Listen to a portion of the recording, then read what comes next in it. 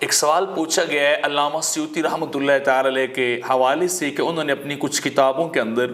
اس بات کو نقل کیا ہے کہ امت مسلمہ کی عمر یعنی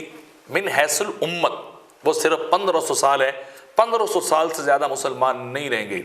تو کیا یہ بات درست ہے؟ تو اس کا جواب یہ ہے کہ قیامت کا حقیقی علم تو اللہ اور اس کے رسول کے پاس ہے، اللہ ہی بہتر جانتا ہے کہ قیامت کب ہوگی، یا اس نے اگر اپنے محبوب کو یہ علم دیا تو وہ جانتے، لیکن اس کو مخفی رکھا گیا ہے، اس کو ظاہر نہیں کیا گیا۔ جیسے مشہور روایت جبریل امین والی ہے تو اس کی علامات ضرور بتائے گی، وقت نہیں بتایا گیا۔ تو اب چونکہ تقریباً 14.5 صدیاں گزر چکی ہیں تو لوگ پریشان ہوتے ہیں کہ وہ تو اس کا مطلب ہے کہ امت کی عمر 50 سال باقی رہے گی۔ تو جواباً یہ کہ ایسا نہیں ہے، یہ صرف ان کی اپنی اسیسمنٹ تخمینہ تھا، ایک انہوں نے بات لکھی ہے کہ اس کا مفہوم یہ ہے، لیکن دوسرے کئی علماء نے اس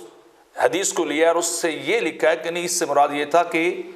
500 سال اور 1500 سال تک امت عروج پہ رہے گی،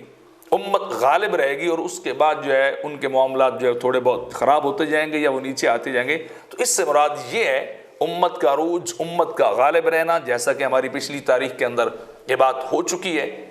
کہ امت جو ہے وہ غالب رہی ہے دنیا کو، پر اس نے راج کیا ہے، اس نے دنیا کو لیڈ کیا ہے۔ تو لہٰذا یہ کہنا کہ قیامت والی بات ہے یہ درست نہیں ہے، اس کے مفہوم کے سمجھنے میں کسی کو جو ہے وہ غلطی بھی ہو سکتی ہے، یا کسی کی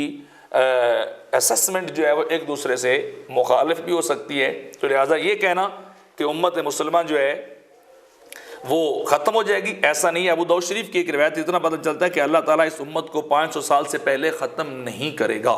تو اس سے مراد وہ 500 سال کا پیک ٹائم، عروج کا ٹائم جو ہے مراد ہے، جیسا کہ اس بارے میں یہ بات وارد ہوئی ہے کہ امت محمدیہ کو بنو عباس کے دور کے اختتام اور فتنہ تتار تک جو ہے وہ سیاسی غلبہ حاصل راجنی مکمل جو عروج ہے وہ تقریباً 500 سال کا ہی ہے۔ تو لہذا اس سے مراد یہ نہیں ہے کہ امت ختم ہو جائے گی، بلکہ امت غالب رہے گی۔